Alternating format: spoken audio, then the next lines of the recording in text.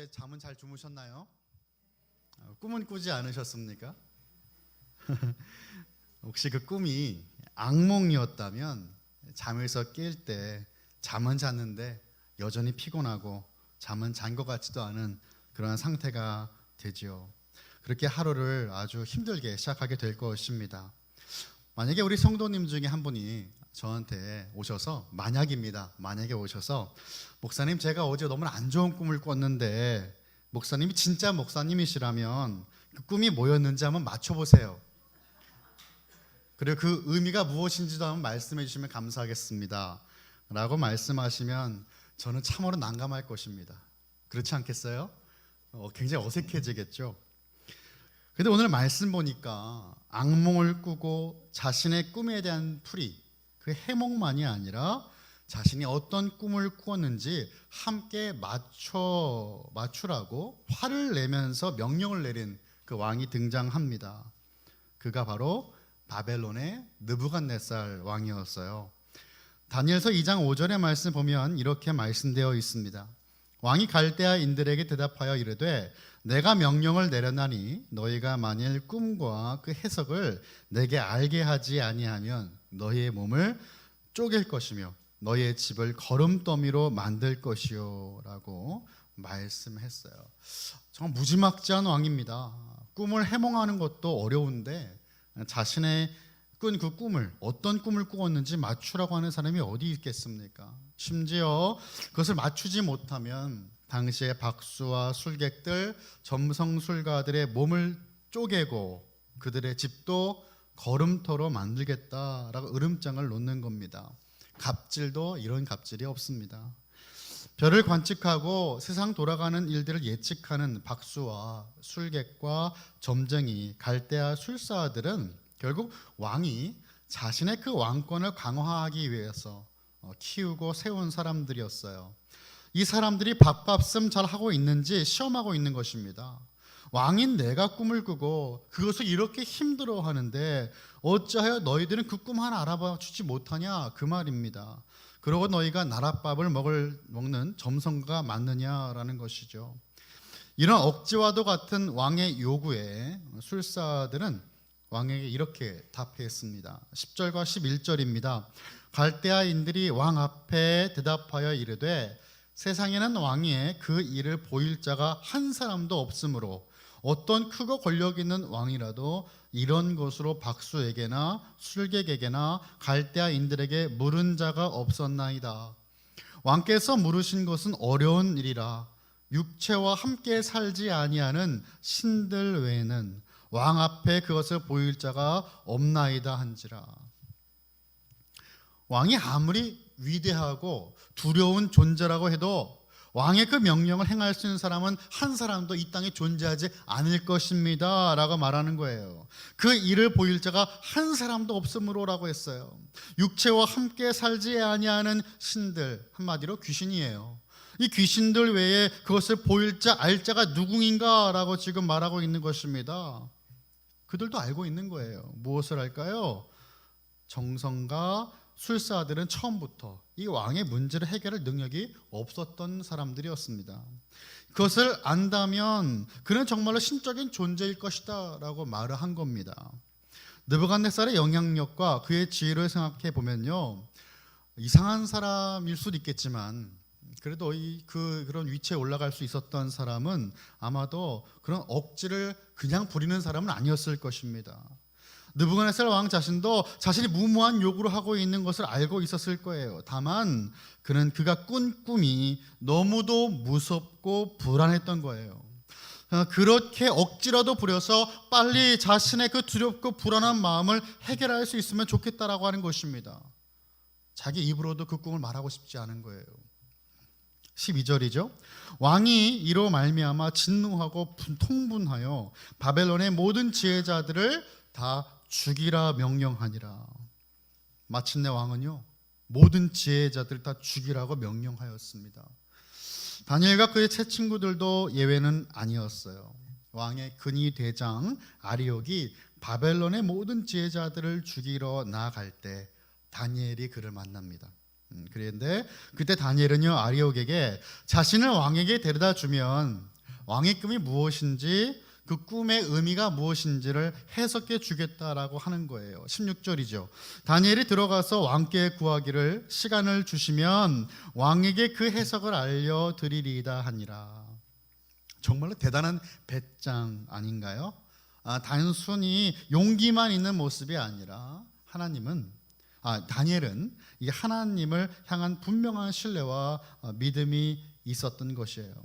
그런데 여기서 하나님의 그 또 다른 도우심이 등장을 하는데, 여러분, 느부갓네살은 자신의 꿈을 해석할 실력도 없으면서 그 시간을 끄는 것을 허락하지 않았습니다. 그런데 여기서 다니엘이 지혜자들을 죽이는 일을 멈추고 시간을 더 달라라고 했을 때 왕은 그 다니엘의 요청을 허락해 주었어요. 이것이 은혜죠. 하나님께서 역사하시는 일이었습니다. 세상의 지혜자들은요, 시간을 지연하려고만 하였어요. 끌려고만 했습니다. 하지만 다니엘은 달랐어요. 다니엘은 왕이 시간을 주시면 꿈도 맞추고 꿈의 의미도 알려드리겠다라고 한 거예요. 다른 지혜자들은 처음부터 왕의 요구가 잘못되었다라고 하면서 그 왕의 꿈을 알아맞추는 것은 불가능하다라고 하고 목숨을 부지하기 위해서 시간을 끌려고 했던 것입니다. 그런데 다니엘은 꿈을 알 수 있으니까 시간을 달라고 요청한 것 시작부터가 세상의 그 지혜자들과 다니엘이 다르다라는 것을 보여주는 거예요. 여러분, 이 말씀 읽으면서 우리가 무엇을 깨달을 수 있겠습니까? 아무리 똑똑한 세상의 사람들도 예수님 믿는 사람과 비교할 수가 없다라는 것입니다. 세상에 알 수 없는 그 보화를 갖고 있는 우리들이 세상에 수많은 지식이 있는 지혜로운 자들과 어떻게 비교가 될 수 있겠는가, 그 말입니다. 사랑하는 성도 여러분, 우리는 세상의 빛의 역할과 소금 역할을 감당해야 되는 복된 성도임을 믿으시길 바랍니다. 우리가 지난주에도 말씀 나눴지만 여러분, 이런 말 있잖아요. 가만히 있으면 중간이라도 간다라는 말이 있어요. 근데 여러분, 우리 예수님 믿는 사람들은요, 그 말과 어울리지 않는 사람들이에요. 하나님을 믿고 하나님께 사명을 받은 우리들은 가만히 있을 수가 없는 사람들인 것입니다. 다니엘이 하나님을 의지하지 않았다면 결코 그는 아리옥에게 나아가서 자신이 왕의 꿈을 맞추겠다고 하지 않았을 것입니다. 감당하지 않아도 될 위험이기 때문이에요. 그런데 그는 가만히 있을 수가 없었어요. 다니엘은 하나님께서 자신을 그 자리로 부르신다는 사실을 알았고 행동으로 옮긴 것입니다. 아무도 나서지 않을 때 믿음의 사람은 하나님께서 나를 그곳에 부르신다는 사실을 알기 때문에 그 십자가를 지고 그 자리로 나아가는 것입니다. 우리 그런 표현 자주 하죠. 총대는 내가 맬게, 이런 말 많이 하시잖아요. 물론 하나의 상투적인 의미이지만 우리 믿는 사람들은 총대 하지 마시고 십자가라는 말을 쓰십시오. 십자가는 내가 지겠습니다. 할렐루야. 아멘. 제가 보겠습니다. 여러분이 얼마나 십자가를 지시는지. 결코 쉬운 일은 아니지만 하나님의 사람은 마땅히 해야 합니다. 예수님을 따르려면 우리가 어떻게 해야 됩니까? 자기의 십자가를 지고 주님을 따르는 거예요. 그분의 가신 길을 따라가는 겁니다. 그것이 바로 사명이에요. 다니엘은 그 사명을 알고 있었어요. 그래서 목숨을 내어놓고 왕 앞에 나아가 말하고 있는 것입니다. 오늘 본문으로 우리는 25절부터 30절까지만 읽었지만 사실 우리는 오늘 2장 전체를 함께 살펴볼 것입니다. 다니엘서 2장은요, 케이아스, 정말 그 혼란한 상태 그 자체입니다. 목숨이 언제 날아갈지 모르는 상황입니다. 그러한 상황 속에서 다니엘과 세 친구는 기도하였고 하나님께 응답을 받았고, 그리고 하나님의 그 살아계심을 온 세상에 증거하게 됩니다. 자, 첫 번째, 다니엘과 세 친구는 기도하였습니다. 17절과 18절을 한번 같이 읽어볼까요? 17절과 18절 시작. 이에 다니엘이 자기 집으로 돌아가서 그 친구 하나냐와 미사엘과 아사랴에게 그 일을 알리고 하늘에 계신 하나님이 이 은밀한 일에 대하여 불쌍히 여기사 다니엘과 친구들이 바벨론의 다른 지혜자들과 함께 죽임을 당하지 않게 하시기를 그들로 하여금 구하게 하니라. 아멘. 아멘. 이 왕의 처형을 잠시 멈추고 유예시킨 다니엘은요, 집으로 돌아가죠. 그래서 이제 열심히 짐을 싸고 도망갈 계획을 세우지 않았습니다. 그는 친구 하냐냐, 미사엘, 아사랴에게 그 처해진 상황들을 알게 하였고요. 함께 하나님께 기도하였어요. 하나님께 기도해 달라고 부탁을 한 것입니다. 느부갓네살 왕에게는 분명히 꿈을 알 수 있다라고 말을 했는데 다니엘도 스스로의 힘으로는 알 수 없는 거예요. 그는 몰랐어요. 그것이 무엇인지. 그런데 그가 알고 있는 것이 있습니다. 그것이 무엇입니까? 그 꿈을 누가 주셨는지를 아는 겁니다.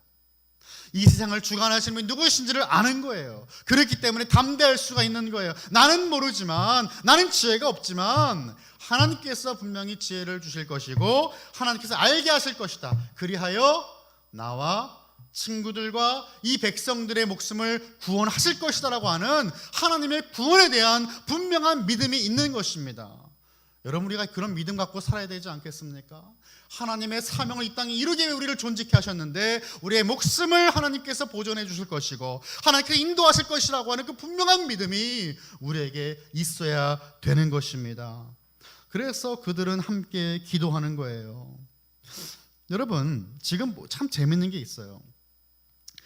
이 세상 사람들이, 이 세상의 지혜자들이 그 지금 왕의 요구를 듣고 뭐라고 했을까요? 아까 우리 함께 읽었는데 육체가 없는 신들만 알 것이라고 했습니다.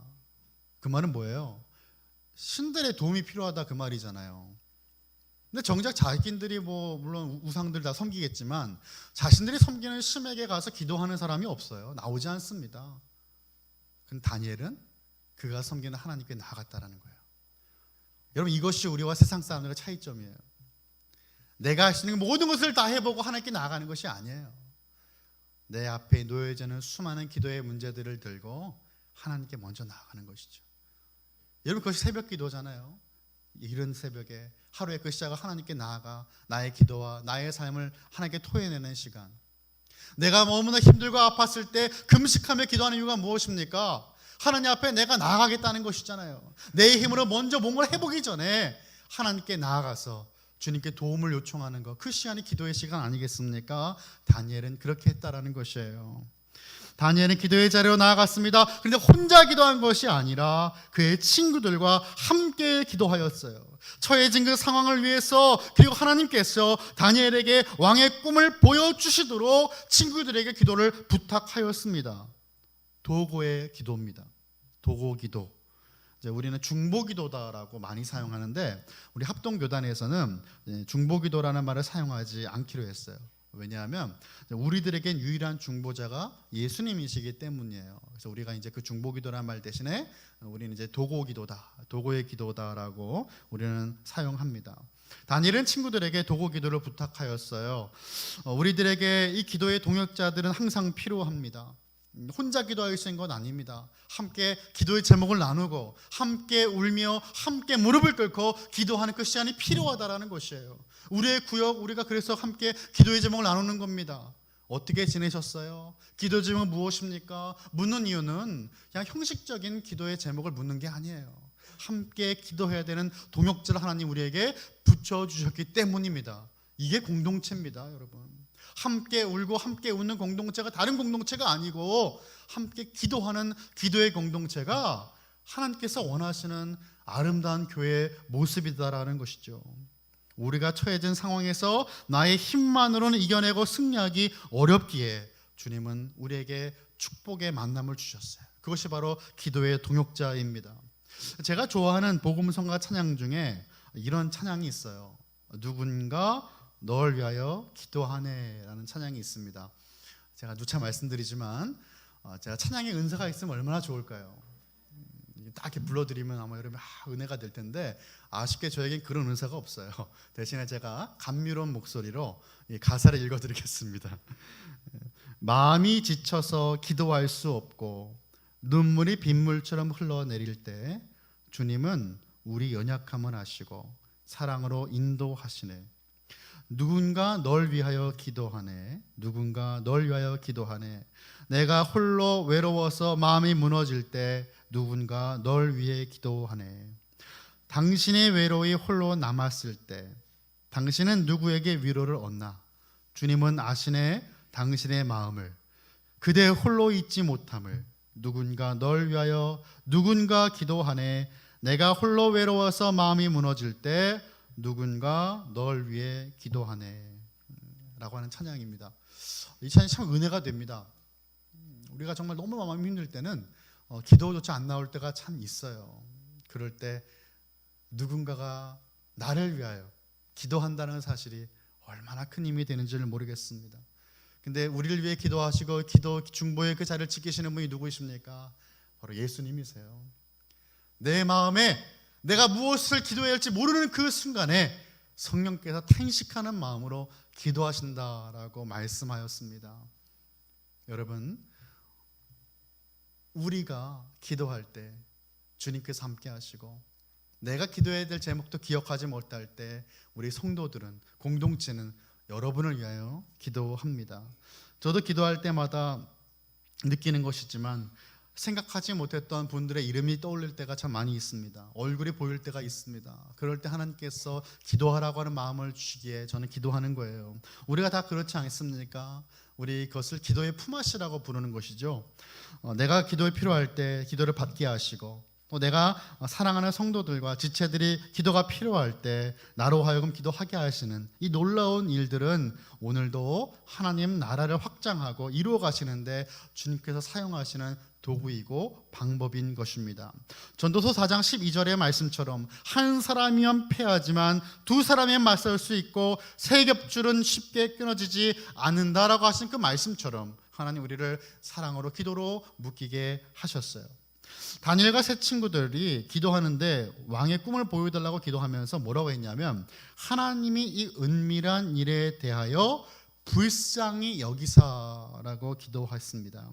사람의 목숨을 파리 목숨으로 여기며 이방 땅에서 죽임을 당할 수밖에 없는 그 현실을 불쌍히 여겨달라고 기도하는 거예요. 하나님, 내 힘으로 하신 것이 하나도 없고 이렇게 하나님 나의 목숨을 빼앗아가는 이 상황을 주님 불쌍히 여겨 주옵소서 기도하는 거예요.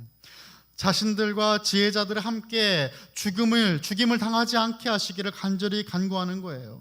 우선 하나님께서 이 은밀한 일, 하나님만이 아시는 그 비밀스러운 일을 보여달라고 했습니다.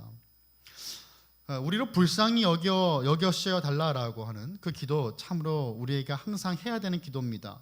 우리가 마땅히 해야 되는 기도인데요, 하나님의 긍휼하심과 하나님의 은혜를 입지 않고서는 살 수 없는 존재가 우리들이기 때문이에요. 여러분, 불쌍히 여기심이 간구의 근거가 되는 거예요. 우리가 가운데 기도의 응답을 무조건 마땅히 받을 수 있다라고 당당하게 말할 수 있는 사람 없을 것입니다. 물론 우리는 예수님의 이름으로 구하면 하나님께서 주신다라고 약속하셨어요. 하지만 예수님의 이름으로 간구하는 그 모든 것이 우리에게 당연한 것이 아니에요. 예수님의 이름을 붙들고 기도할 수 있는 것, 모든 것이 은혜인 것입니다. 하나님의 자녀가 된 것이 은혜인 것입니다. 그 모든 것이 감사의 고백인 거예요. 그래서 나를 불쌍히 여겨 주옵소서라는 기도는 우리의 기도의 근간이 되는 것이죠. 오직 하나님의 긍휼을 바라보며 기도하는 것입니다. 그렇게 기도의 동역자가 되어서 함께 기도하는 공동체 일어나가는 저와 여러분 되시길 간절히 축원합니다. 두 번째는요, 하나님께서 은밀한 일을 알게 하십니다. 기도의 응답이에요. 여러분, 우리 인생이 그렇잖아요. 하나님께서 어려운 일을 허락하셔서 기도하게 하시면 응답을 주십니다. 근데 거기서 끝나면 참 좋은데 또 이 사이클이 반복이 됩니다. 그것이 이 땅의 삶이에요. 하나님과 끊임없이 동행하는 삶, 주님의 손을 잡고 가는 그 삶. 하나님은 기도할 때마다 은밀한 것을 알게 하시고 응답하십니다. 한 번만 경험하는 것이 아니에요. 계속 경험하는 거예요. 19절인데요. 19절은 제가 읽어보겠습니다.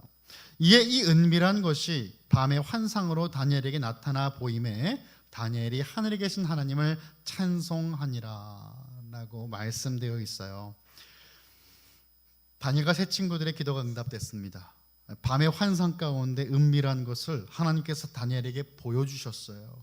어떤 환상인지 아직은 언급되지는 않았지만 그것은 왕의 그 일, 왕이 물어본 것, 바로 그의 꿈이었습니다.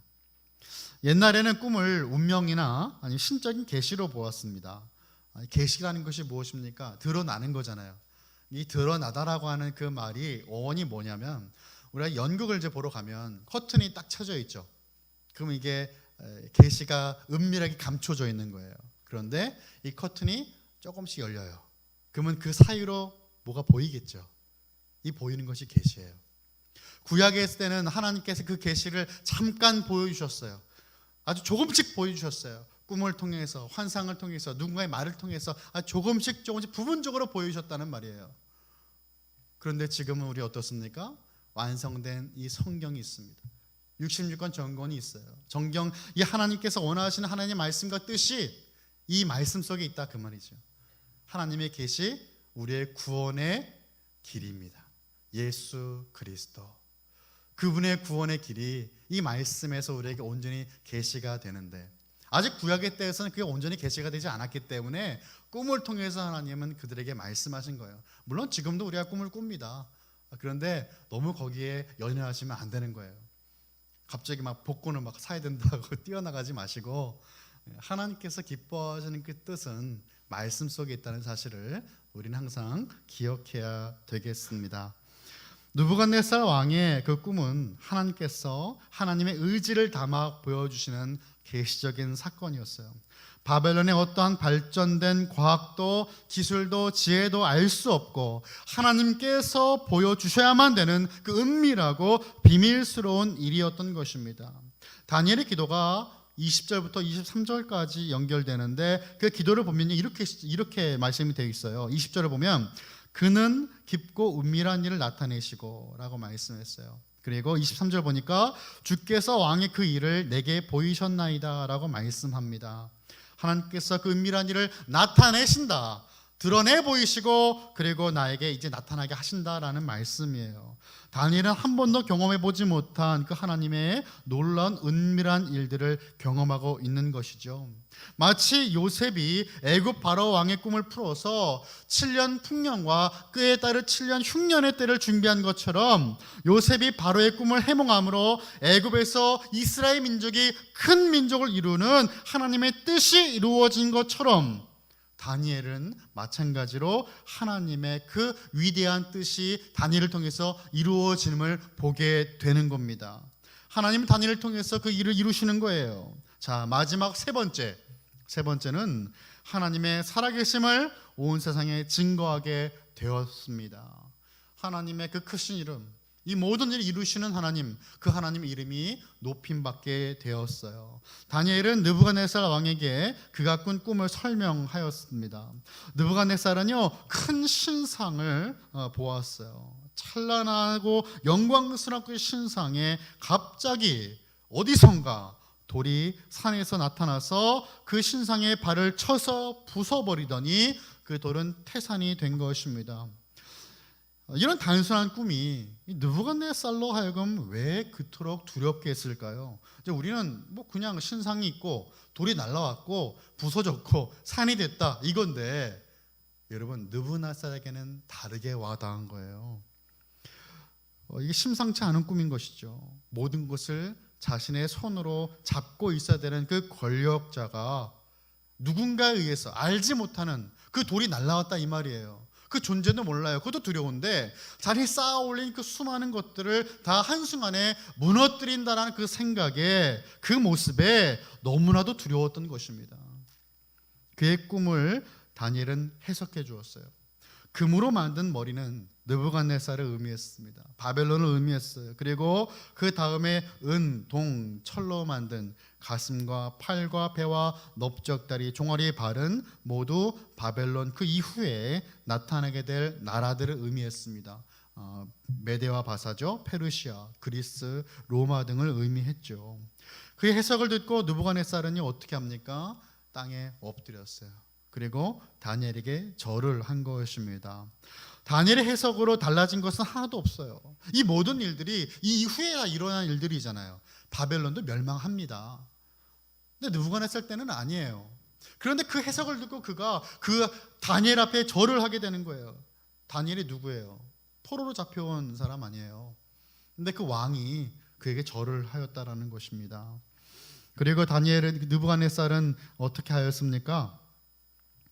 다니엘에게 금과 은과 보화와 높은 벼슬을 주었어요. 그리고 다니엘의 청대로 함께 기도했던 그 친구들에게도 높은 관직을 벼슬을 주었습니다. 느부갓네살이 인자하고 관대해서 그런 게 아니에요. 느부갓네살 왕의 눈에 다니엘은 하나님의 영이 함께하였기 때문에 그야말로 신적인 존재로 보였기 때문이었습니다. 47절을 보면 이렇게 말씀되어 있어요. 왕이 대답하여 다니엘에게 이르되 너희 하나님은 참으로 모든 신들의 신이시오 모든 왕의 주제시로다. 내가 능히 이 은밀한 것을 나타내었으니 내 하나님은 또 은밀한 것을 나타내시는 이시로다 라고 말씀합니다. 느부갓네살은요 다니엘의 하나님을 찬송하고 있는 거예요. 여러분 이 말을 들었을 때 다니엘이 얼마나 기뻤을까요? 내가 했어가 아니고 다니엘이 무척 기뻤을 것은요, 야 내가 죽지 않았구나 이것을 기뻐한 것은 아닐 겁니다.